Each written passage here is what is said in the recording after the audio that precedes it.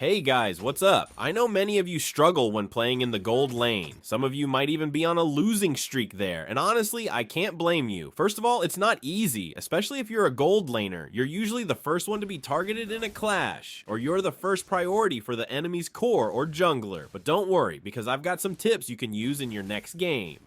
Make sure you watch the video until the end, so you'll have a better idea of how to handle your next gold lane match. If you noticed earlier, I stayed in the bush for a while. This is the best way to figure out how many enemies are in your lane. Maybe they have a roamer with them, or maybe a mage is nearby. So the first thing you should do is know who you're up against. Here, my enemy is Mlbb, and her spell is Aegis. You should also know the spells your opponents are using.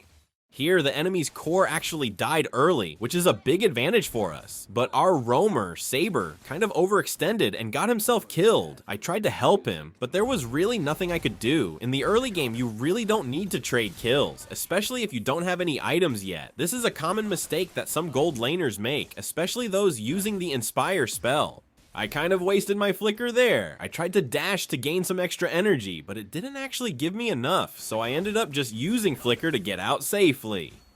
In situations like this, when the turtle is about to spawn, try to do a fast clear so you can get back in time for the turtle. But in the early game, this is optional. The thing is, if you go back for the turtle too early, you might end up getting picked off instead, especially if your enemies know what they're doing. It can get risky. And do you see this crab shell here? I'm not really sure what it's called. Some people say you should take it because it gives extra gold. But if you do take it, be extra careful. In higher ranked games, it's often used as bait. If you try to take it, enemies might suddenly appear and pick you off. So it could be wasted. But if you feel like there are no enemies nearby in gold, then go ahead and take it. I tried to surrender here because Deeroth went AFK, but my teammates didn't pass the vote, so I just let it go. By the way, speaking of AFK, did you know that if you go AFK and let the computer play your hero, sometimes it can actually play better than you? Try it out sometime and you'll see what I mean. And we actually managed to take out their gold laner here. At times like this, it's really important because if there's no enemy in your lane, you can go ahead and hit the tower. Towers give you extra gold when you damage them, so that's a huge advantage for you.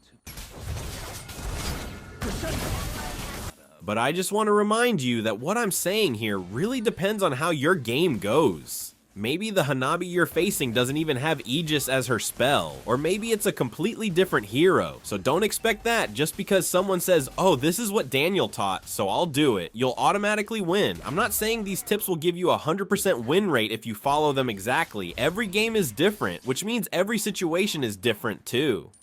Here, I was about to go back to my lane when I didn't notice that Lancelot was hiding on the side of the bush. But since I had a level advantage and my minions were with me, I didn't back off and decided to fight. They hadn't done much damage yet anyway. This is where you can really see the power of a level advantage. But I didn't leave just yet. I saw on the map that our jungler was coming toward us. So even though I was low on HP, I used my ranged attack to land my first skill on Mlbb and pick her off.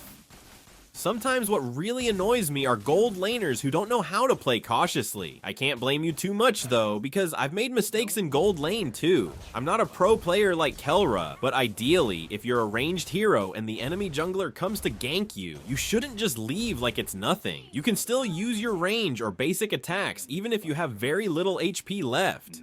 Don't just ignore the jungler when they rotate to your lane. That's what I want you to understand.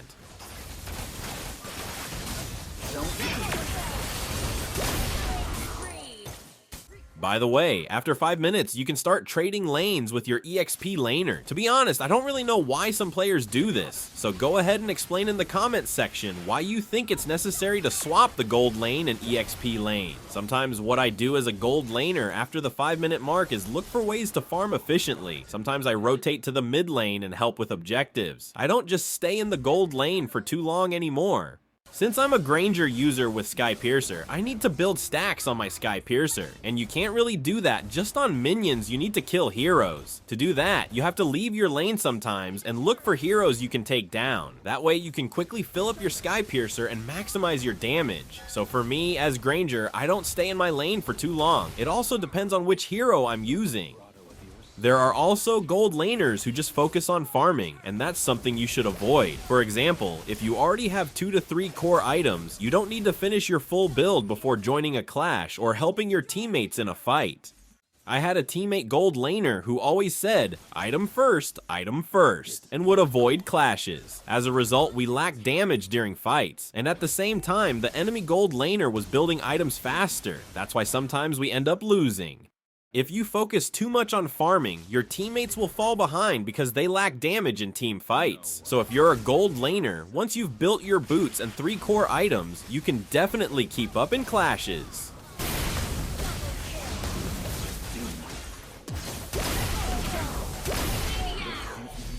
Don't just farm and rely entirely on the late game. If you only farm while your teammates are fighting, you'll end up losing because in every clash, your team is at a disadvantage while you're still farming.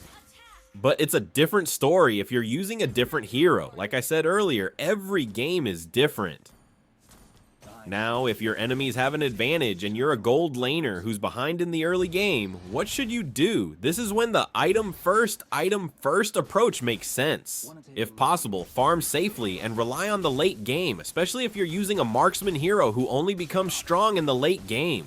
If you really want a hero that's strong in the late game, try practicing new marksman hero Obsidia. You don't see her much in ranked games because they're not that strong early on, but when late game comes, trust me, she can carry the match. Even if your whole team isn't doing so well, even if your girlfriend is 200 pounds, she can carry. Just kidding.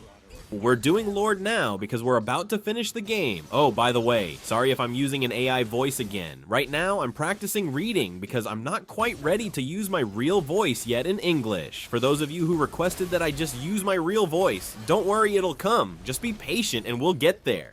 Did you see what I did earlier? Before we finished off the Lord, I first looked for the enemy core because I knew they were hiding in the bush. I figured that out by checking the map. Even if you're not the best Mobile Legends player, if you know how to watch and read the map, I'd say you already have a good understanding. As a gold laner, you really need to learn how to read the mini-map. So that's it. Thanks for watching. Don't forget to like and subscribe and leave a comment if I missed anything. Thanks again and keep grinding. Let bullets fly.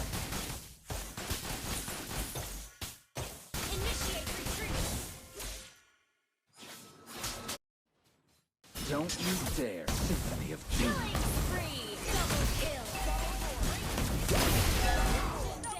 The curtain falls. The